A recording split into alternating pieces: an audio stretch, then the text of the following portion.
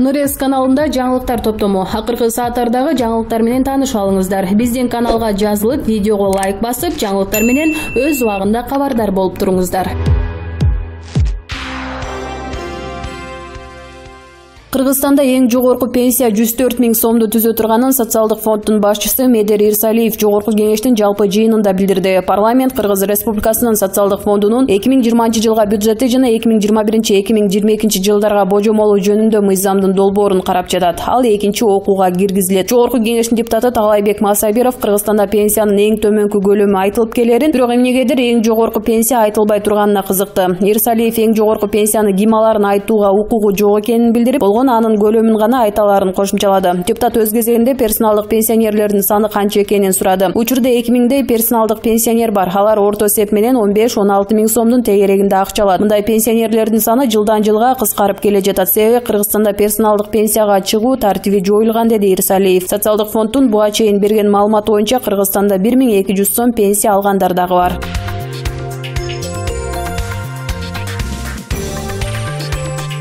Бишкектеги Гапарайтиев атындагы көркөм сүрөт музейинде өтүп жаткан феминаледен айрым экспонаттар алып салынды. Бул тууралуу Маданият, маалымат жана туризм министри Азамат Жамангулов сүрөт музейинде журналисттерге маалымат берип жатып айтты. Провокацияга алып келген атайын жасалган экспонаттар алып салынды. Ал эми феминале өз ишин улантат. Иш-чаранын максаты жакшы. Мен кечээ ар бир экспонатты карап чыктым. Аларда коомчулукка бере турган жакшы ой, идея бар. Ушунун баарын коомчулук көрүш керек. Мен жарандарды келип, аларды көрүп, талкуулап кетүүгө чакырам. Жамангулов бул иш-чара коомчулукта талаш тартышка жем таштаганын, коомчулукта иш-чаранын максатына эмес, анда коюлган экспонаттарга сын айтылып жатканын белгиледи. Маалымат боюнча, феминаледен жылаңаш денесин көрсөткөн кыз, аялдын тулкуу оюн көрсөткөн машыгуучу сөлөкөт жана ич кийимдер алынды. Жарандык активисттер 2 декабрда Гапарайтиев атындагы көркөм сүрөт музейинде көргөзмөгө каршы Маданият, маалымат жана туризм министрлигинин алдына нааразылык акциясына чыгышкан. Ушундан улам музейдин директору Мира Жаңгарачева кызматтан кетти. 27 ноябрда башталган феминале 17 күн болот. Бишкекте алгачкы жолу уюштурулуп жаткан иш-чара Москвадагы басмаканада 2016 жылы чыккан өрттөн каза болгон 17 кыз келиндин элесине арналууда. Феминаледе аялдардын укугун коргоо боюнча бир нече сүрөттөр, экспонаттар бар.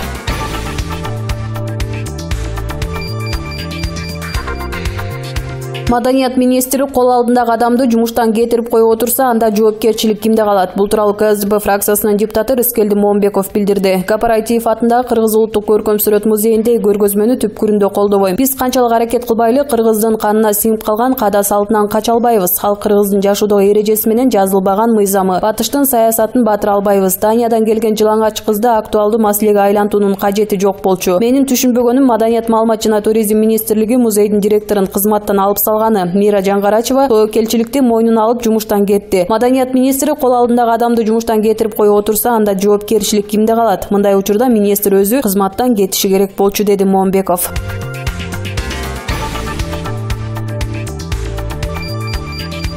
Футбол боюнча улуттук курама команданын коргоочусу Азамат Байматов Дордой клубунан кетти. Бул тууралуу соц тармакта жарыяланды. Маалыматка караганда, футболчу менен Дордой клубунун ортосундагы келишимдин убактысы бүттү. Эске салсак, Азамат Байматов аталган клубка үстүбүздө жылы кошулуп, жалпы 22 оюн өткөргөн. Анда жалпы 3 гол киргизип, 2 жолу голдук пас жарата алган.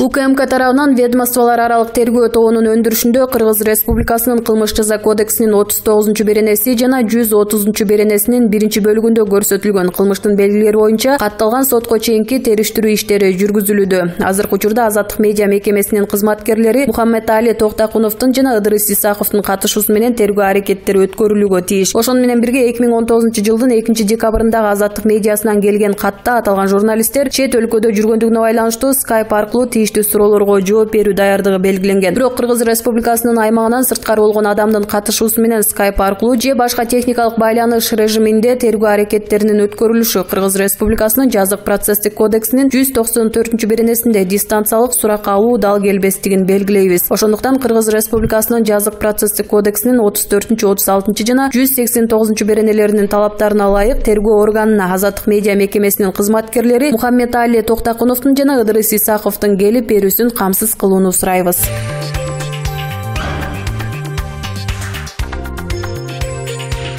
Республика Ата Журт фракциясынын депутаты Адыл Жунус уулу салык декларациясында бизнеси тууралуу маалыматты жашырып койгон. Бул тууралуу факты чек Кейжи жазды. Маалыматка караганда, киришилер жана мүлк тууралуу эл өкүлүнүн отчетунда Нарсвес Майнинг компания жичкадагы үлүшү көрсөтүлгөн эмес. Журналисттер Адыл Жунус уулунун 2015-2016 жана 2017 жылдагы 3 декларациясын текшеришкен. Ал болгону расмий айлык майнасын, мүлкүнүн Lexus GX 470 унаасын көрсөткөн. Депутаттын туугандарынын мүлкү көп болуп чыкты. Алардын менчигинде 39-70 жана 716 чарчы метрлик 3 үйү, 66 чарчы метрлик батири жана айыл чарбасына мүнөздүү болгон 3 жер аянты катталган. Адыл Жунус уулунун эч кандай бизнеси жок деген маалымат чындыкка дал келбейт. Адилет министрлигинин маалымат базасына жана ОСО Кейжи порталына ылайык депутат Нарсвес Майнинг компания жичкасын жалгыз негиздөөчүсү. Компания каттоодон 2019 жылдын 14 августунда өткөн. Ал кезде Адыл Жунус уулу депутат болчу. Фирманын дагы бир кожоюну бар. Депутаттан сырткары ага Great Narvest Майнинг компания жичкасы ээлик кылат деп айтылат маалыматта.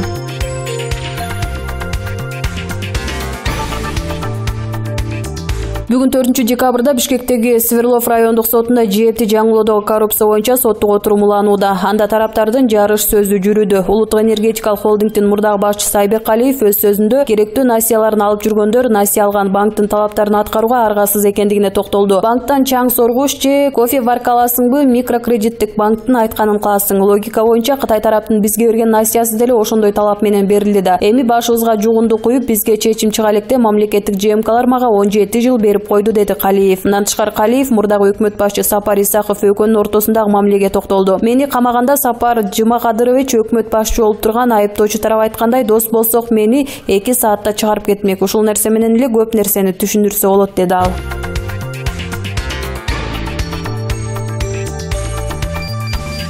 Мага кайрылуу келди. Жакында Кыргыз поштасы мамлекеттик ишканасынын пенсияны жеткирүү кызмат акысы кыскартылыптыр. Демек, анда иштеген адамдар эмгек акы алышы кыйындайт. Алардын маянасы анс деле аз 4000 сом. Эмне эми мамлекеттик ишкананы банкрот кылганы жатасыңарбы? Депутат Рыскелди Моонбеков Жогорку кеңеште бүгүн 4 декабрда Кыргыз Республикасынын социалдык фондунун 2020 жылга бюджети жана 2021-2022 жылдарга божомолу жөнүндө мыйзам долбоору каралып жатканда ушундай соол салды. Соцфонддун төрагасы Медери Ирсалиев Кыргыз поштасы мамлекеттик ишканасынын кызмат акысы 0,1%га кыскартылганын моюнга алды. Азыр анын кызмат акысы 0,1%га азайтылды. Андан ишкана анчалык деле жабыр тартпайт. Үнөмдөлгөн каражат пенсияларды көбөйтүүгө жумшалат. Кыргыз поштасынын кызмат көрсөтүү акысы банктарга караганда кымбат. Бирок ал мамлекеттик ишкана болгондуктан көп жылдан бери колдоп келебиз. Азыр анда иштегендердин маянасы 4000 сом эмес, 7000 сом, деди ал. Андан тышкары азыркы учурда пенсия негизинен накталай акчасыз банктар аркылуу которулуп, алыскы аймактарда Кыргыз поштасы аркылуу берилип жатканы белгилүү. Биздин башкы милдет кадрлар үчүн ыңгайлуу шарт түзүү болуп саналат. Банктар пенсионерлердин 54%-ын тейлейт, бирок алар алыскы аймактарды тейлей албайт. Ошондон улам азырынча Кыргыз поштасы мамлекеттик ишканасынын жардамына муктажбыз, деп кошумчалады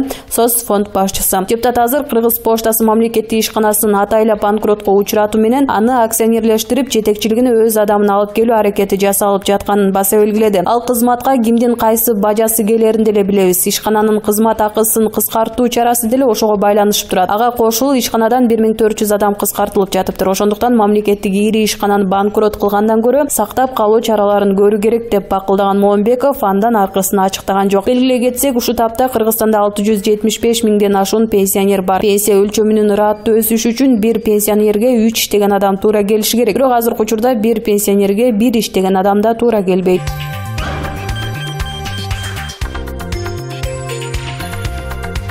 Жогорку кеңештин депутаты Алтынбек Сулайманов УКМКга барганда андан Сайма ити менен тааныштыгы тууралуу сурашканын журналисттерге билдирди. Белгилей кетсек, депутат 3 декабрда УКМКга Кыргызстандан чыгарылган миллиондор боюнча журналисттик иликтөөнүн алкагында күбө катары суракка чакырылган. Сулайманов журналисттерге сурактын маңызы тууралуу маалыматты таратпайм деп кол коюп бергенин айтып, бирок Сайма ити менен тааныштыгы тууралуу суроо берилгенин билдирди. Айыркен Сайма итинин илгери эле 10 жыл мурда таанычумун. Мен аны Кара Суу базарында бир ишкер катары тааныйм, деди ал. Эске салсак, Кыргызстандан чыгарылган миллиондор тууралуу журналисттик иликтөө боюнча бир катар аткаминерлер жана башка адамдар суракка чакырылмак. Алардын арасында иликтөөнү жасаган журналист Али Токтакунов, Жогорку кеңештин депутаты Алтынбек Сулайманов, Дүйшөн Төрөкулов, экс-депутат Ширин Айтматова, жарандык активисттер, Кыргыз Республикасынын президентинин инаугурациясын өткөрүү боюнча жумушчу топтун мүчөлөрү Фарид Ниязов, Мухаммедкалый Абылгазиев, Турдуназир Бекбоев бар. Буга чейин Бажы кызматынын төрагасынын мурдагы ордун басары Райым Атраимов да сурак берген. Ноябрдын аягында Кытайдан ташылган аткезчилик боюнча бир нече ЖМКнын биргелешкен иликтөөсү жарыяланган. Анда бир тууган Матраимовдор, атап айтканда, бажы кызматынын төрагасынын мурдагы орун басары Райым Матраимов ишкер Хабибулла Абдыкадыр менен иш кылганы баяндалат. Материал 10 ноябрда Стамбулда өлтүрүлгөн ишкер Айеркен Саймаитинин көрсөтмөлөрүнө негизделген. Саймаити бир нече жыл ичинде Кыргызстандан $700 миллион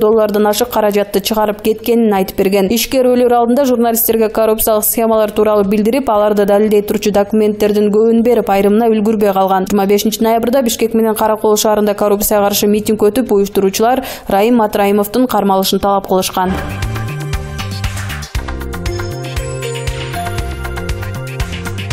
Мекеменин маалыматына караганда, ишти иликтөөнүн жүрүшүндө Жогорку Кеңештин депутаттары Алтынбек Сулайманов, Дүйшөн Төрөкулов, Үмүт 2020 саясий кыймылынын түзүүчүсү Ширин Айтматова, президенттин инаугурациясын өткөрүү боюнча жумушчу топтун мүчөлөрү Фарид Ниязов, Мухаммедкалый Абылгазиев, Турдуназир Бекбоев жана башкалар суракка чакырылат. Атайын кызмат анын ичинде Азаттык медиа мекемесинин кызматкерлери Мухаммед Али Токтакунов менен Ыдырыс Исаковду 2 декабрда күбө катары суракка чакырды. Токтакунов Азаттыктын Прага шаарындагы баш кеңсесинде туруктуу иштейт. Исаков 2020 жылдын февраль айына чейин Прага шаарындагы кеңсеге кызмат сапарына жөнөтүлгөн. Азаттык медиа мекемеси коомчулукта резонанс жараткан соңку журналисттик иликтөөлөрүнө байланыштуу укук коргоо органдары менен кызматташууга даяр экенин, ушундан улам күбө катары суракка чакырылган журналисттер чет өлкөдө болгондугуна карабастан Skype аркылуу тийиштүү суроолорго жооп берүүгө даяр экендигин билдирди. УКМК ишти жазык кодексинин киши өлтүрүүгө аракет кылуу беренеси менен иликтеп жатат. Журналисттик иликтөөнүн материалдары боюнча сотко чейинки териштирүүлөрдүн алкагында мекеме аралык тергөө тобу иштеп жатат. УКМК жарандарды сотко чейинки териштирүүнүн алкагында бажы органдарында коррупциялык схемага тиешеси бар кызмат адамдары тууралуу жана ошондой эле бул факт боюнча башка тиешелүү маалыматтар болсо тергөө органдарына расмий көрсөтмө бериш үчүн кызматташууга чакырды. Көзү тирүүсүндө кыргыз бажысында коррупциялык схема тууралуу айтып берген кытайлык ишкер Айеркен Саймаити 2017 жылдын жаз айларында Оштогу мейманканалардын биринде жолугушууга барган жеринен жалданган спортчу бандиттер кирип келип, аны уруп сабап, тапанча такап, паспортун алып коюшканын билдирген. Саймаити ал жолкуда мейманканадан аман-эсен качып чыгып, Тажикстанга мыйзамсыз жол аркылуу өтүп, андан ары Стамбулга кеткенин баяндаган. Башкы прокуратура 22 ноябрда Саймаити көздө тирүү кезинде Кыргызстанда анын өмүрүнө коркунуч жаралган окуяны кылмыштар менен жоруктардын бирдиктүү рейистерине жазык кодексинин киши өлтүрүүгө аракет кылуу беренеси менен каттаган. Кыргызстандын бажысында коррупция боюнча журналисттерге маалыматтарды жана жүздөгөн документтерди берген Айеркен Саймаити 10 ноябрда Стамбулдагы мейманканалардын биринин алдындагы кафеде тамактанып отурган учурунда киши колдуу болуп атып өлтүрүлгөн. Анын өлүмүнө шектүү катары Түркиядан 4 киши кармалган.